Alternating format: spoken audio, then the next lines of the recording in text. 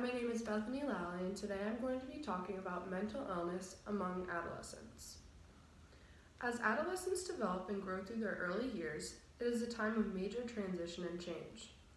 It is normal for bodies to transform and to go through new experiences, but for many adolescents, mental illness and their symptoms are swept under the rug and seen as a natural part of youth development. It is extremely important that adolescents develop in a positive environment that they feel confident, competent, and are able to connect and form bonds with others in.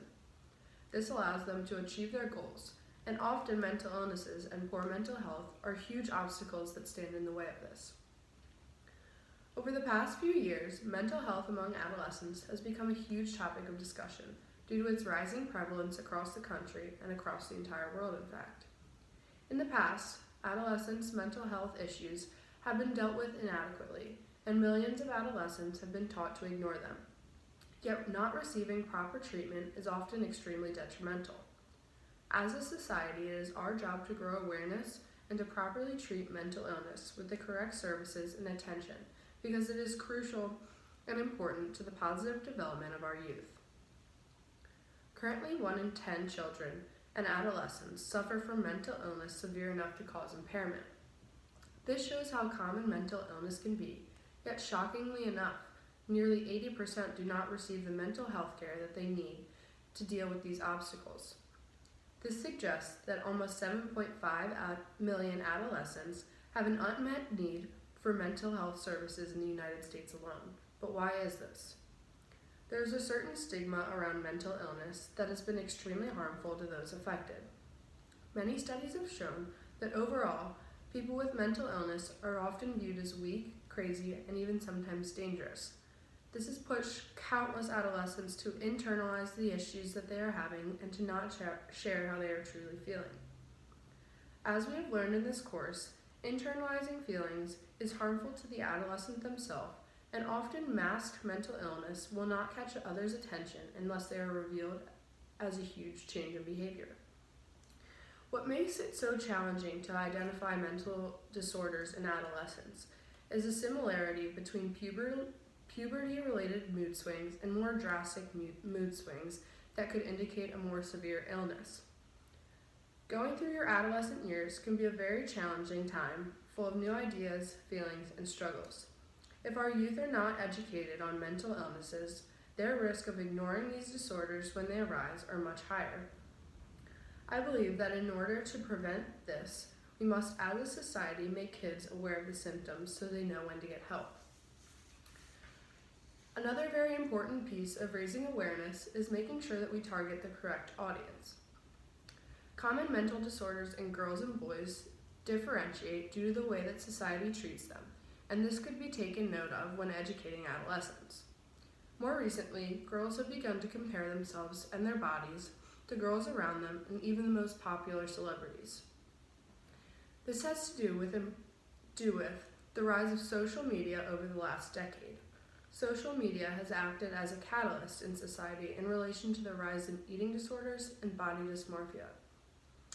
Although this does affect both genders, it affects young girls more heavily.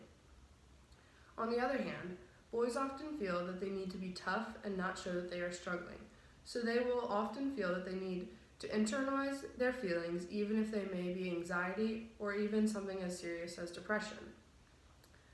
As explained before, internalizing can be extremely harmful to the adolescent and can make an obstacle such as mental illness so much harder to overcome. Mental illnesses can have a very negative effect on youth development and eventually can lead to much larger problems down the road. Adolescents who undergo mental illness often withdraw themselves from activities and relationships that they were once involved in, and this can harm one's sense of connection to those around them, peer and community-wise.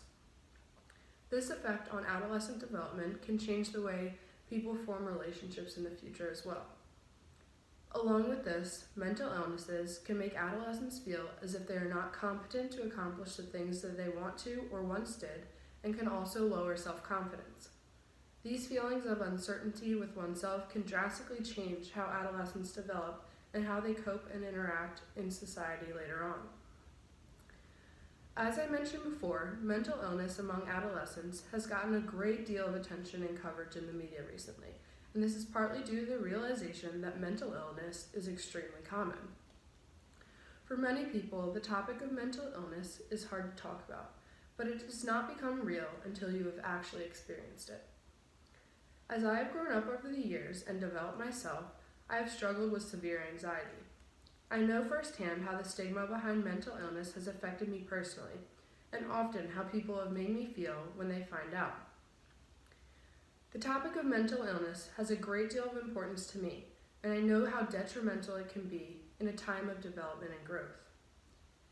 If it weren't for the people who ignored the stigma and supported me, I may not have been able to cope with my anxiety. As a society, we must get rid of the stigma that surrounds mental health and mental illness, and raise awareness to show that it is okay to be open. Treatment must consider the underlying source of the mental illness to be more effective instead of treating just the symptoms themselves. We cannot raise our youth thinking that mental illness is their fault or is a weakness of any kind, because when this is the case, they will not be able to develop positively.